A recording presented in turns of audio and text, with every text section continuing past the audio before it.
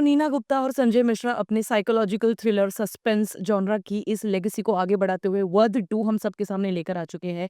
वध की फ्रेंचाइजी है ये, बिकॉज़ पहला और दूसरा पार्ट एक दूसरे से कनेक्टेड नहीं है, बट उसके बावजूद इसको हम लोग एक स्पिरिचुअल सीक्वल डेफिनिटली कह सकते हैं। अगर आपने वध का पहला पार्ट नहीं भी देखा है तो भी आप डायरेक्टली इस मूवी को देख सकते हैं, बिकॉज़ ये एक इंडिविजुअल फ़िल्म है, इंडिविजुअल कहानी है। इनफैक्ट पहले कहानी में सेम जोड़ी थी, बट यहाँ पर ये जोड़ी भी नहीं है।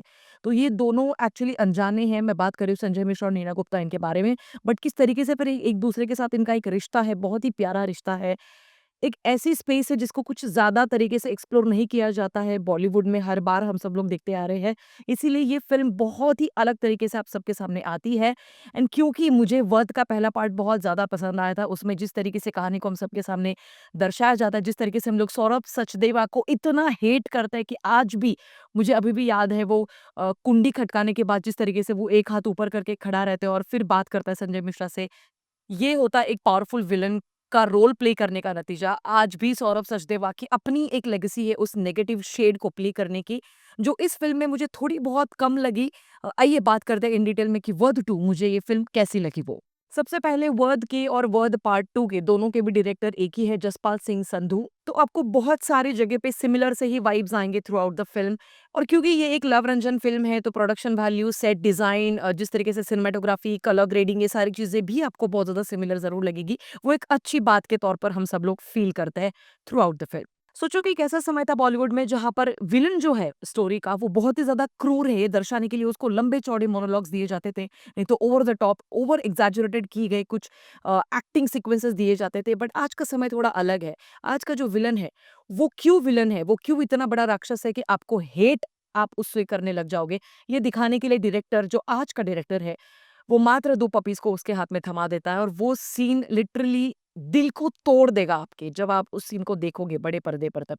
हालाँकि यही सीन हमने ट्रेलर में भी देखा था, बट वो उतना हिट नहीं किया था जितना कि आज पिक्चर देखते वक़्त हमको हिट करता है। बहुत ही ज़्यादा बुरा आपको लगेगा, जिस तरीके से वो बिना कुछ ज़्यादा बात किए मात्र उन 2 पपीज़ को मार देता है। बट जिस तरीके से वो एक नेगेटिव ऑरा अपने साथ लेकर उस गाड़ी में चढ़ता है, उस वैन में चढ़ता है, आपका खून खौलेगा उसको देखने के बाद।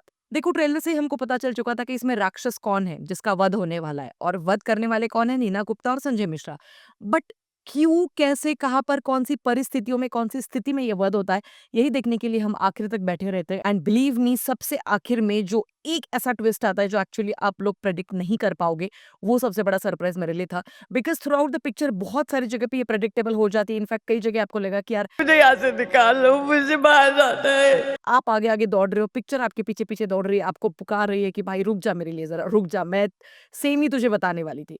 तो ये वाली फीलिंग आपको आती रहेगी, बट एक्चुअली जो सबसे आखिर का ट्विस्ट है, it was worth waiting for 2 hours. सबसे पहले पॉजिटिव एस्पेक्ट्स के बारे में बात करते हैं। मुझे सिनेमैटोग्राफी बहुत अच्छी लगी। जैसे मैंने कहा, लव रंजन फ़िल्म है तो आपको सिमिलर पैटर्न की सिनेमैटोग्राफी वध में भी दिखाई दी थी। यहाँ पर भी आपको वही एक नेगेटिव वाइब देने वाली बहुत ही सीरियस टोन में चलती हुई फ़िल्म आपको नज़र आएगी, जो अच्छा लगेगा आपको देखते हुए, बिकॉज़ वही देखने के लिए आप साइकोलॉजिकल थ्रिलर के जॉनरा को पसंद करते हो, राइट?